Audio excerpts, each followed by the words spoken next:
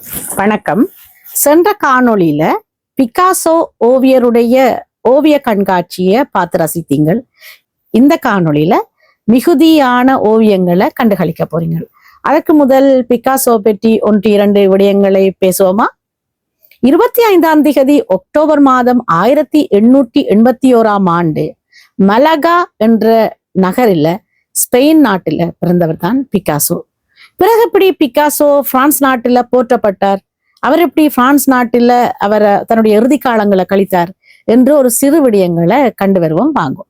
25 October மாதம் 1881 மலகா என்ற நகரில Spain நாட்டுல பிறந்த இவர் 8 ஏப்ரல் மாதம் 1973 அதாவது 91 வயதில், அவருடைய 91 வயதில் ஆல்ப் மரித்தீன் என்ற ஒரு பிரான்ஸ் நகரத்துல இறந்து போகிறார். இவருக்கு 4 குழந்தைகள்: Paulo Ruiz Picasso, Maya Ruiz Picasso, Claude Picasso, Paloma Picasso. இப்படியாக 4 குழந்தைகளின் தந்தையான பிக்காசோ அவர்கள் எத்தனை வயதுல ஓவியம் வரைய தொடங்கினார் தெரியுமா உங்களுக்கு? தனது 7வது வயதிலேயே ஒரு தேர்ந்த ஓவியன் போல அழகாக ஓவியம் வரைய தொடங்கினார் பிக்காசோ அவர்கள். தன்னுடைய 14 வயது நிறைவு பெறுவதற்கு முன்பாகவே பாரம்பரிய ஓவிய கலையையும் பிளாஸ்டர் மண்ணில் தத்ரூபமான சிற்பங்கள் செய்யும் வகையையும் கற்றுக்கொண்டிருக்கிறார். பிக்காசோ அவர்களுடைய ஓவியங்களில் நீல காலம், ரோசா நிற காலம், ஆபிரிக்க காலம், கனிசுகவாத காலம் போன்ற ஒவ்வொரு காலகட்டங்களுக்கான காலப்பகுப்புகள் இருக்கின்றன. ஒவ்வொரு காலத்துக்கு ஏற்ற மாதிரி அவர் தன்னுடைய ஓவியங்களில் பல மாற்றங்களை செய்து வந்திருக்கிறார். அதே போல வர்ணங்கள்லையும் நிறைய மாற்றங்கள் செய்திருக்கிறார்.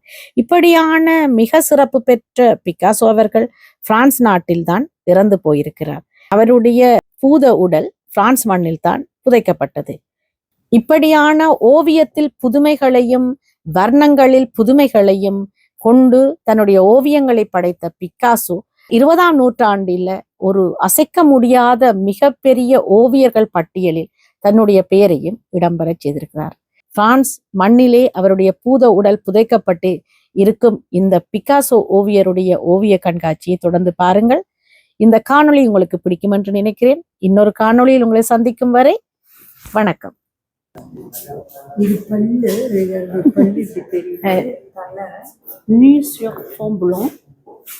ஆடையற்ற ஒருவர் வெள்ளை திரைக்கு முன்னுக்கு என்று சொல்லப்படுது. அவருடைய ஓவியங்கள் எல்லாம் டிஃபார்மியான ஓவியங்களா இருக்குது. ஒருவரையும் நேரடியாக வரையாமல் அதை ஒரு வேற வடிவமாக வரைந்த ஓவியங்களாகவே இருக்குது. பிக்காசோ பற்றி அறிஞர்கள் யாராவது இருந்தால் எனக்கு இன்னும் அவரை பற்றிய விளக்கங்களை தாங்கும்.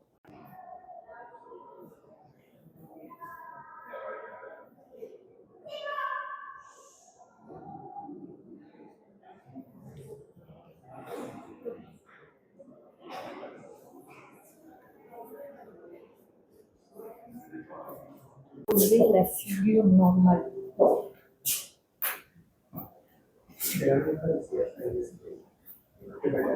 ஃபிகர் என்று போடப்பட்டிருக்கு, அதாவது முகம் என்று விடப்பட்டிருக்குது. எந்த வடிவத்தை அவர் எடுத்துக்கொண்டாலும் அதை அவர் ஒரு வேறு வடிவமாக பார்ப்பது போலவே சொல்லப்படுது. அவருடைய கைவண்ணங்களில் செய்யப்பட்ட விடயங்கள் தான்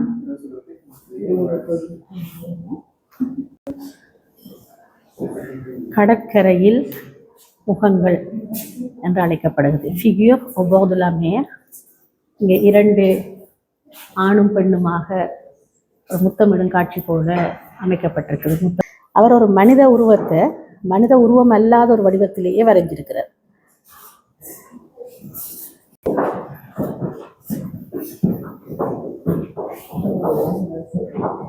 ஆயிரத்தி 1935 செய்யப்பட்ட ஒரு சிற்பம் தான் இது. பிக்காசோக்கு சிற்பம் செய்யறதுக்கு இதுதான் வேணும் இல்லை, தன்னிட்ட என்னென்ன இருக்குதோ அதையெல்லாம் வச்சு அவர் சிற்பம் செய்வார். இதுல ஒரு கரண்டி, குப்பைவாரி, கடிகள் என்று சொல்லி நிறைய பொருட்களை வச்சு தன்னிட்ட இருக்கிற எல்லாத்தையும் வச்சு இந்த சிற்பத்தை செய்திருக்கிறார். இந்த சிற்பம் ஒரு ரசம்பிளே பண்ண சிற்பமாக, அதாவது எல்லாம் இணைச்ச ஒரு சிற்பமாக சொல்லப்படுது.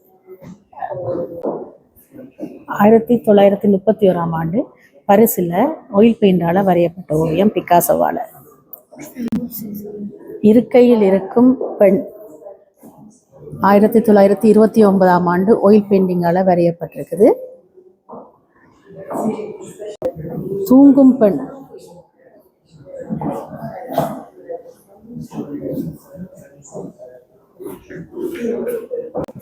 1929ஆம் ஆண்டு இந்த ஓவியத்தை வரைஞ்சிருக்கிறார்.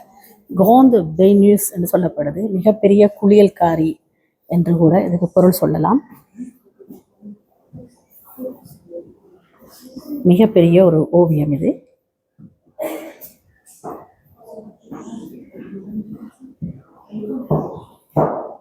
குருசிஃபிக்ஷன் வரையப்பட்டிருக்குது 1930ஆம் ஆண்டு. கிறிஸ்தவ குரஸ் அதை வச்சு வரையப்பட்டதாக, அதனுடைய வடிவத்தை கொண்டு வரையப்பட்டதாக சொல்லப்படுது. நிறைய விடயங்கள் பேசப்பட்டிருக்குது. Picasso poet, Picasso the poet என்று சொல்லப்பட்டிருக்குது. அதாவது தன்னுடைய கவிஞர்கள், தன்னுடைய நண்பர்களான நிறைய கவிஞர்களோடு இணைந்தவர் பயணித்ததால் 1935ஆம் ஆண்டிலிருந்து 1950ஆம் ஆண்டு காலப்பகுதியில் கிட்டத்தட்ட 340 போயங்களை அவர் எழுதியிருக்கிறார்.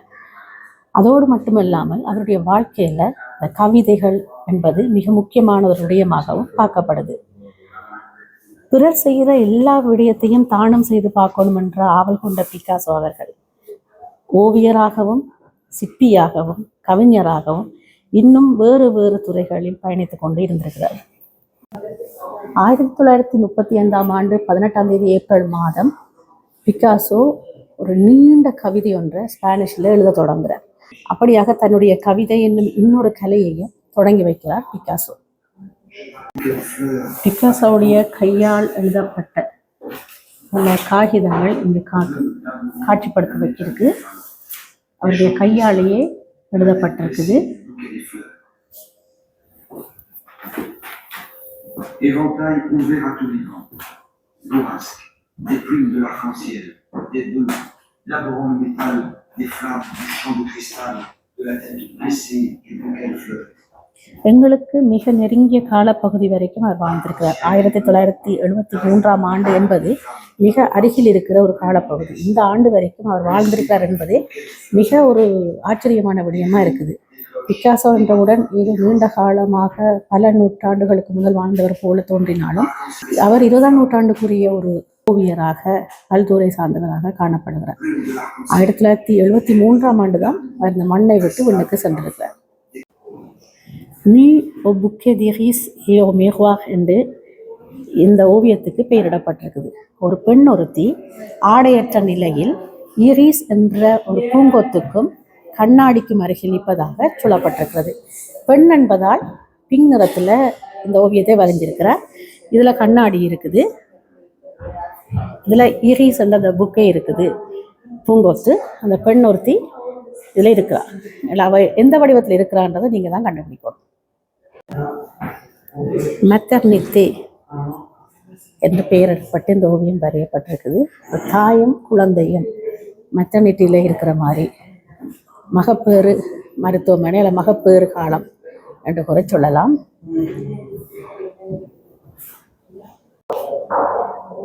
ஃபாம் ஆலோகை என்று சொல்லி 1969ஆம் ஆண்டு இந்த ஓவியம் வரையப்பட்டிருக்குது. காதோடு பெண் அல்லது காதில் கை வச்சிருக்கிற மாதிரி ஒரு பெண்ணாக இருக்குது. இவருடைய ஓவியத்தில் முக்கியமாக பார்க்கக்கூடியது பெண்களுடைய கண்களோ அல்லது மனிதர்களுடைய கண்களோ இரண்டும் ஒன்று கொண்டு என்ன சொல்றது, மேலொரு கண் கீழே ஒரு கண்ணுன்னு சொல்லி ரெண்டுமே இப்படி ஒன்றை ஒன்று நோக்கின மாதிரியோ அல்லது ஒன்றை ஒன்று பார்த்து கொண்டு நிற்கிற மாதிரியோ ஒரு வித்தியாசமான வடிவத்துல தான் அந்த கண்களை வரைஞ்சிருக்கிறார். கைகளை விரித்து வைத்திருக்கும் பெண் என்று சொல்லி இவரை வரைஞ்சிருக்குது. கைகளை விரித்து வச்சிருக்கும் பெண்ணுன்னு சொல்லி மெத்தல்ல வெட்டி செய்திருக்கிறார். இது ஒரு சிற்பம் கலந்த ஓவியம். 14 ஏப்ரல் 1972ஆம் ஆண்டு இந்த ஓவியத்தை வரைஞ்சிருக்கிறார். கிட்டத்தட்ட அவருடைய இறப்புக்கு 1 ஆண்டுகளுக்கு முன் வரையப்பட்ட ஓவியம் இது. ஒரு மனிதர் ஓவியம் வரைவது போல அல்லது ஒரு ஓவியர் ஓவியம் வரைவது போல இந்த ஓவியத்தை வரைஞ்சிருக்கிறார். ஒரு கையில் ப்ரஷ்ஷும் ஓவிய தூரிகையும் இன்னொரு கையில் அந்த கலர்கள் வச்சிருக்கிற அந்த பிளேட்டுமாக இந்த ஓவியத்தை வரைஞ்சிருக்கிறார். பிகாசோனுடைய ஓவியங்களை பார்த்து ரசித்து கொண்டு வாரம் 1800 சொச்ச காலப்பகுதியில் பிறந்த இவர் 20ஆம் நூற்றாண்டின மிகப்பெரிய ஒரு ஓவியராக பார்க்கப்படுறார். இவருடைய பல விதமான ஓவியங்கள் இன்றும் ஒரு தரமான ரசிக்கப்படுற ஓவியங்களாக இருக்குது. ஸ்பெயின் நாட்டில் பிறந்தவருடைய ஓவியங்கள் ஏன் பிரான்ஸ் நாட்டில் காட்சிப்படுத்தப்பட்டிருக்கின்ற கேள்வி கேட்டீங்கன்னு சொன்னால், பிரான்ஸ் நாட்டில் தான் அவர் நீண்ட காலம் இருந்திருக்கிறார். பிரான்ஸ் நாட்டு ஓவியர்களுடைய இன்ஃப்ளூயன்ஸ் அவர்கிட்ட இருந்திருக்குது. அவர்களுடைய ஓவியங்களைப் போலவே தன்னுடைய ஓவியங்களையும் வடிவங்கள் மாற்றி வரைந்ததாக கூறப்படுது. அவர் தன்னுடைய ஓவியங்களில் முக்கியமான பகுதிகளை பிரான்ஸ் நாட்டில் கொடுத்துவிட்டு கேர்னிகா என்ற ஒரு வடிவத்தை மட்டும் ஸ்பெயின் நாட்டில் விட்டிருக்கிறார். அவர் பிரான்ஸ் நாட்டில் தான் அவருடைய உடலும் புதைக்கப்பட்டிருக்குது. பிகாசோ அவர்களை பற்றி இன்னும் அறிந்து கொள்ளலாம் வாங்க. பிகாசோ காதலில் அதிக விருப்பம் கொண்டவர் போலும் அவர் முத்தம் என்ற ஒரு வடிவத்தில் நிறைய ஓவியங்களை வரைஞ்சிருக்கிறார். பெண்ணும் ஆணும் முத்தம் கொடுப்பது போல. பிகாசோ வந்தால் நான் கேட்க விரும்புகிற ஒரு கேள்வி, இந்த கண்களை ஏன் இப்படி வரைஞ்சிருக்கிறீங்க? ஏன் ஒரு கண்ணுக்கு மறுகண் எதிராக நிற்பது போலவோ அல்லது பிரிஞ்சு அல்லது ஒரு வடிவத்தில் நிற்கிறது போலவோ ஏன் வரைஞ்சிருக்கிறீங்கன்ற ஒரு கேள்வியை கேட்கணும்னு எனக்கு விருப்பமாக இருக்குது. இதிலும் ஒரு போருக்கு ஆயத்தமாக இருக்கும் மனிதர் போல ஒரு வடிவம் கீறப்பட்டிருக்குது. ஸ்பெயின் நாட்டவரை தான் வரைஞ்சிருப்பதாக சொல்லப்படுது. தொப்பி போட்டு கையில் ஒரு வாள் வச்சிருப்பது போல. ஆனால் இங்கும் அவருடைய கண்ணை பாருங்க, 2 கண்ணுமே ஒன்றுக்கு மேல் ஒன்று அல்லது ஒன்றுக்கு கீழ் ஒன்றாக வரையப்பட்டது போல இருக்குது.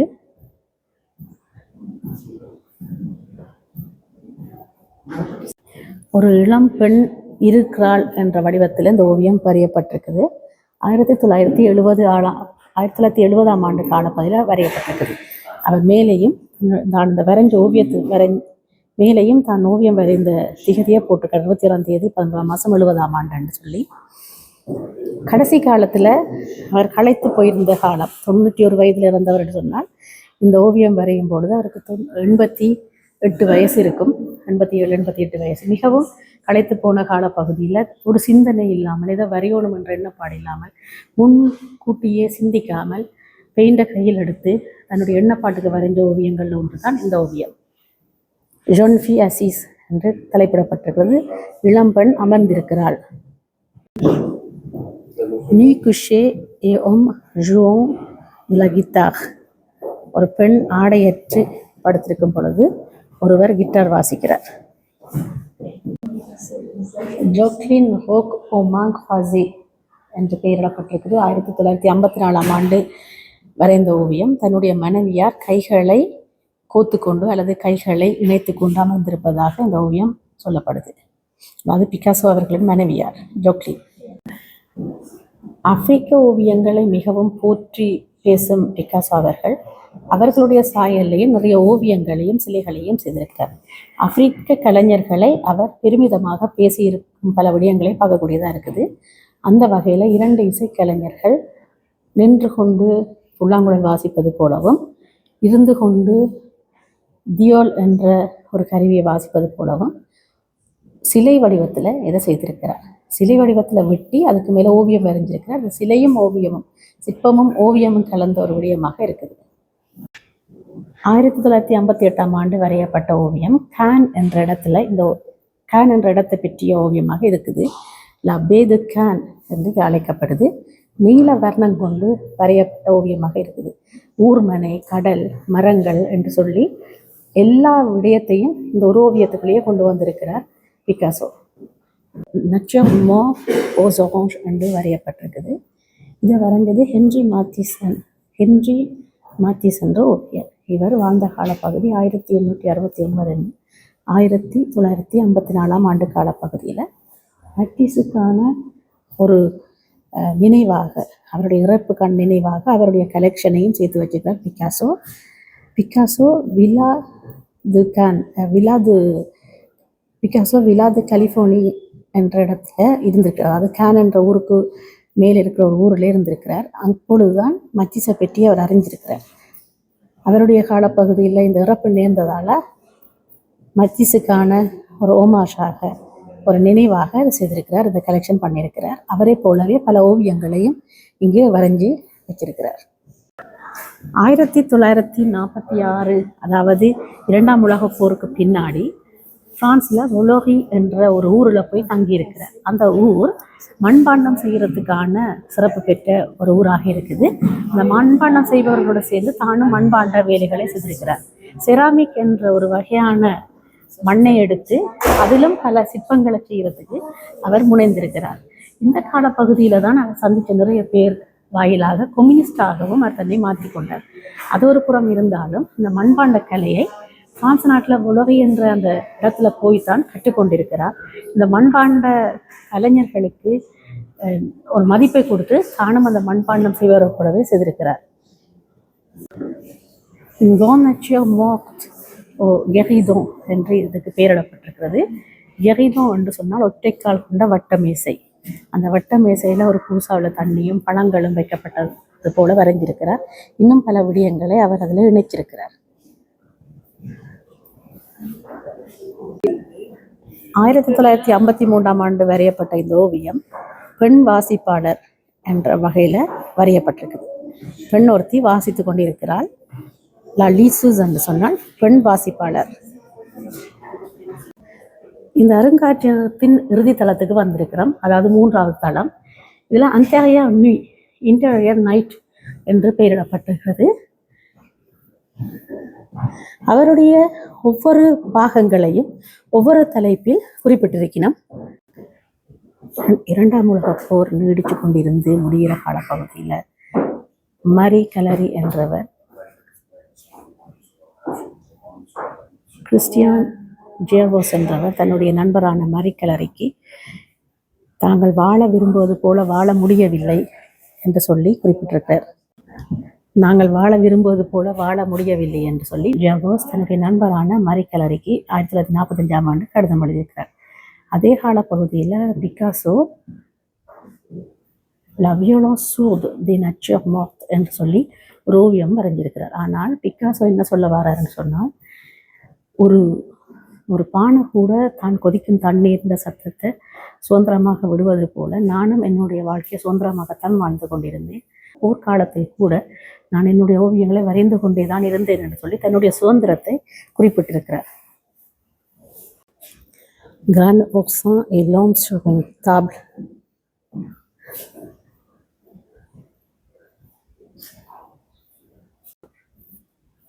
இந்த ஓவியங்கள் எல்லாம் 1945ஆம் ஆண்டு காலப்பகுதியில் வரைந்த ஓவியங்கள் தான். அதாவது போர்க்காலத்திலும் போர்க்காலத்துக்கு பின்னரும் அவர் வரைந்த ஓவியங்கள். பிகாசோ பற்றி செய்தித்தாள்களிலும் நாளிதழ்களிலும் வந்த விடயங்கள்.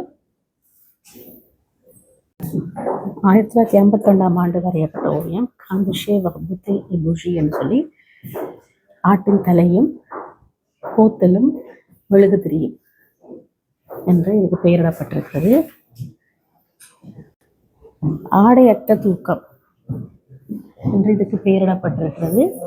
1943ஆம் ஆண்டு இதை வரைஞ்சிருக்கிறார். அதாவது போர்க்காலத்தில் அவர் வரைஞ்ச ஓவியம் தான் இந்த ஓவியம். மிகப்பெரிய ஒரு ஓவியமாக இது இருக்கிறது.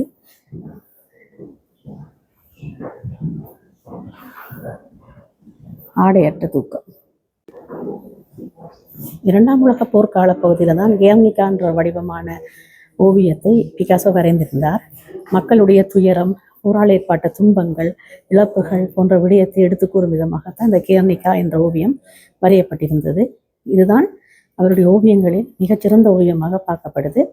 ஸ்பானிஷ் நாட்டில் தான் தன்னுடைய இந்த கேர்னிகா என்ற ஓவியங்களை பார்வையிட அந்த நாட்டுக்குரிய மியூசியத்திலேயே வச்சிருக்கிறார் பிகாசோ. இந்த சீரீஸுக்கு லா செலஸ்டின் என்று பெயரிடப்பட்டிருக்குது. அதாவது அவருடைய சின்ன வயசு காலத்தில் இருந்தே அவர் தான் வாழ்ந்த காலப்பகுதிகளை வரைந்து கொண்டிருந்திருக்கிறார். லா செலஸ்ட் என்றது ப்ரோஸ்டிடியூஷன் சம்பந்தமான ஒரு விடயமாக சொல்லப்படுது. அந்த காலப்பகுதியில் அவர் வரைந்த ஓவியங்களை என்னென்னு பார்ப்போமாங்கோ. லா செலஸ்டின் என்று இந்த தப்லோக்கு பெயரிடப்பட்டிருக்குது. லா ஃபாம் அ லா தே என்று சொல்லப்படுது. இந்த வரைந்த காலப்பகுதி 1904ஆம் ஆண்டு, அதாவது அவருடைய இளைய பிராயத்திலேயே இதை வரைந்திருக்கிறார். செலஸ்டின் என்ற காலப்பகுதியில் வரையப்பட்ட ஓவியங்கள் தான் ப்ரோஸ்டிடியூட் சார்ந்த விடயங்கள் இதில் மெத்தடில் வரையப்பட்டிருக்குது. மேசோன் க்ளோஸ் என்று சொல்லப்பட்டது ப்ரோஸ்டிடியூட் அவர்களுடைய வீடுகள் போல சொல்லப்படுது.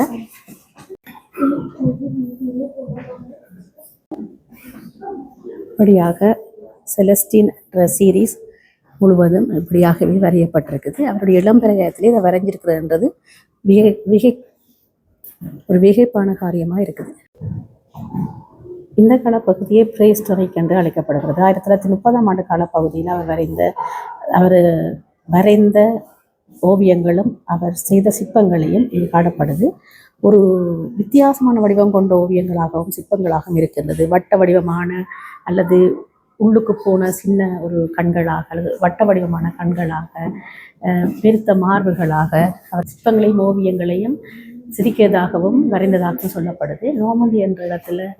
நோமந்தி என்ற ஊரில் அவர் வாழ்ந்த பொழுது இப்படியான ஒரு வடிவமான விடயத்தை அவர் செய்திருக்கிறார். வட்டமான கண், மார்புகள் எல்லாமே ஒரு வித்தியாசமான வடிவத்தில் இருக்குது.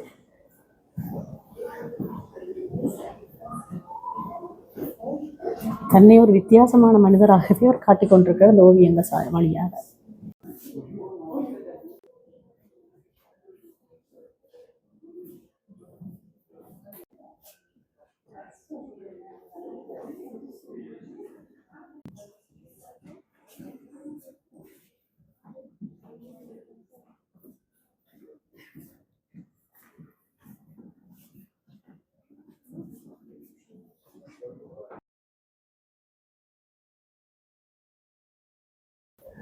லகேர் என்று இதுக்கு சொல்லப்படுது. கோகண்டு 2ஆம் உலகப் போரின் காலப்பகுதியில் தங்களுடைய நாட்டில், ஸ்பானிஷ் நாட்டில் ஏற்பட்ட துன்பத்தை பற்றின ஓவியமாகத்தான் கெர்னிகா என்ற ஓவியத்தை வரைகிறார். ஆனால் தான் போரை பற்றி எந்த ஓவியமும் வரைய வரையவில்லை என்று சொல்லியிருக்கிறார். ஆனால் போரில் ஏற்பட்ட துன்பங்களை தான் அதிகமாக வரைந்திருக்கிறேன் என்றும் சொல்லியிருக்கிறார்.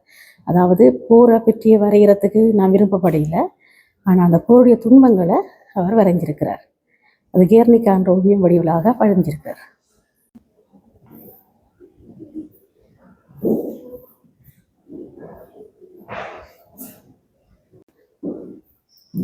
Créer pendant l'occupation, creating during the occupation என்று சொல்லி இந்த சீரீஸுக்கு தலைப்பிடப்பட்டிருக்குது. அவருடைய வாழ்ந்த காலத்தில் அவருக்கு ஏற்பட்ட பயங்கள், அவருக்கு ஏற்பட்ட தடைகள், இதை போன்ற விடயங்களை பற்றி வரைந்ததாக இந்த ஓவியம் சொல்லப்படுது. இது அவருடைய புகைப்படம். அவருடைய கையாலேயே எழுதப்பட்ட விடயங்கள் எல்லாம் மிக பக்குவமாக சேமித்து வைக்கப்பட்டிருக்குது. பிகாசோ அவருடைய ஒரு புகைப்படம் 1944ஆம் ஆண்டு எடுக்கப்பட்டிருக்குது. கான் த ஷேவர் புத்தை ஏ பூஜி, ஆட்டுத்தலையும் போத்திலும் மெழுகுதிரியும் என்று இதுக்கு தலைப்பிடப்பட்டிருக்கிறது. இன் பாஞ்சியோ அங்காஜே கமிட்டட் பெயிண்டிங் என்று இதுக்கு அழைக்கப்பட்டிருக்குது. கிட்டத்தட்ட 4 கிழமைகள் லாந்த் எகஸ்டன் என்ற தன்னுடைய அத்திலியலை, அதாவது படம் வரைகிற ஒரு இடமாக அத்திலியே என்று அழைக்கப்படுகிறது, அதிலிருந்து தான் கெர்னிகாவை அவர் வரைந்து கொடுத்திருக்கிறார் அல்லது வரைந்தெடுத்திருக்கிறார். அதாவது போரில் ஏற்பட்ட துன்பம் என்று கூட அதை சொல்லலாம். கெர்னிகா என்ற ஓவியம் அவருடைய புகழ்பெற்ற ஓவியங்களே மிகவும் முக்கியமானதாக கெர்னிகா பார்க்கப்படுது. பிகாசோ அவர்களுடைய அத்திலியே, அது பிகாசோ இருக்கிறதுல பிகாசோ அவர்களுடைய புகைப்படம், பிகாசோ அவர்களுடைய இன்னொரு புகைப்படம், பிகாசோ வரையும் பொழுது எடுத்த புகைப்படம், அது வரையும் போது எடுத்த புகைப்படம். இந்த ஓவிய வடிவம் தான் கெர்னிகா என்று சொல்லப்படுது. அவருடைய ஓவியங்களில் மிக புகழ்பெற்ற ஓவியமாக கெர்னிகா வடிவம் சொல்லப்படுது. ஸ்பெயின் நாட்டில் ஏற்பட்ட துன்பம், நாசிஸ் படையினால் குண்டுகள் வீசப்பட்டு மக்கள் பட்ட துன்பங்கள் எல்லாத்தையும் மனதில் கொண்டுதான் இந்த கியாம்னிகா என்ற ஓவியத்தை அவர் வரைஞ்சிருக்கிறார்.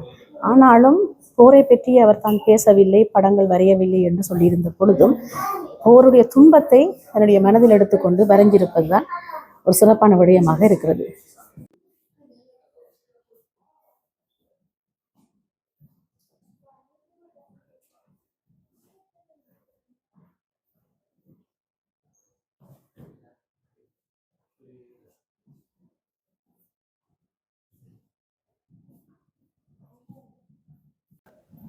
ஆயிரத்தி 1943ஆம் ஆண்டு இந்த சிற்பத்தை செதுக்கியிருக்கிறார்.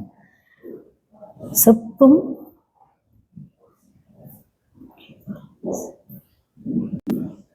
பிரான்ஸ் மற்றும் கீவ் ரெண்டு பொருட்களையும் கொண்டு இந்த சிற்பத்தை செதுக்கியிருக்கிறார். தெத்துமோ என்று அழைக்கப்படுகிறது, இறந்த தலை. 1937ஆம் ஆண்டு வரையப்பட்ட அந்த ஓவியம் லஃபாம் ஹிப்லர் என்று சொல்லி அழும் பெண் என்று வரைந்திருக்கிறார். இந்த பகுதியில் வைக்கப்பட்ட அவருடைய ஓவியங்களுக்கு பொலிம்சிஷ் என்று சொல்லி பெயரிடப்பட்டிருக்குது. அதாவது ஒவ்வொரு மனிதர்களும் ஒவ்வொரு வடிவமாக முகங்களை பார்க்கிறார்கள். முகங்கள் என்றால் என்ன, அதற்குள் என்ன இருக்கிறது, அதுக்குள்ள என்ன தெரிகிறது என்ற ஒரு கேள்வியோடு அவர் இந்த படங்களை வரைந்திருக்கிறார்.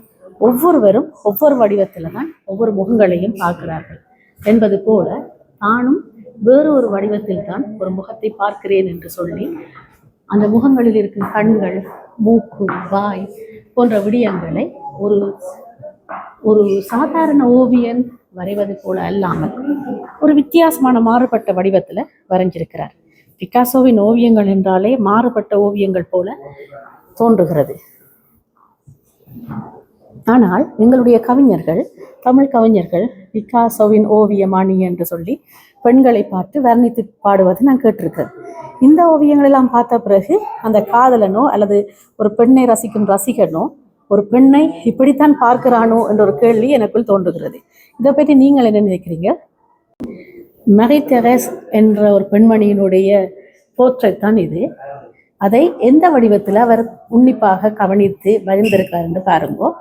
அவருடைய எண்ணப்பாடே ஒரு மாறுபட்ட எண்ணப்பாடாக இருக்கிறத புரிஞ்சு கொள்ளக்கூடியதாக இருக்குது. காலை 11 மணியிலிருந்து மாலை 3:30 வரைக்கும் ஒரு அரை மணி நேரம் சாப்பாட்டுக்கு எடுத்துனாங்க. இவ்வளவு நேரமும் இந்த பிக்காசோ ஓவிய கண்காட்சி சாலையில தான் நின்றுனாங்க. மிகப்பெரிய ஓவிய கண்காட்சி சாலையும் இல்லை, சின்னதென்றும் சொல்ல முடியாது. 5 மணி நேரம் பார்த்தால் மிக அழகாக இந்த ஓவிய கண்காட்சி சாலையை பார்க்கலாம். வேகமாக பார்க்கிறென்றால் 3 மணி நேரம் போதுமானதாக இருக்கிறது. ஒவ்வொரு மாதமும் வரும் முதல் ஞாயிற்றுக்கிழமை இந்த ஓவிய கண்காட்சி சாலை இலவசமாக விடப்படுது. மியூசே தி பிக்காசோ என்று போட்டு அடித்தால் இந்த ஓவிய கண்காட்சி சாலை வரும். ஒரு அழகான ஒரு ஓவியருடைய ஒரு வித்தியாசமான ஓவியங்களை பார்த்து மகிழ்ந்த மகிழ்ச்சியோட உங்கள்கிட்ட இருந்து விடைபெறுகிறேன். இந்த காணொளி உங்களுக்கு பிடிச்சிருக்கும்னு நினைக்கிறேன். இன்னொரு காணொளியில் உங்களை சந்திக்கும் வரை உங்களிடமிருந்து விடைபெறுவது உங்கள் பிரியா லவன். நன்றி, வணக்கம்.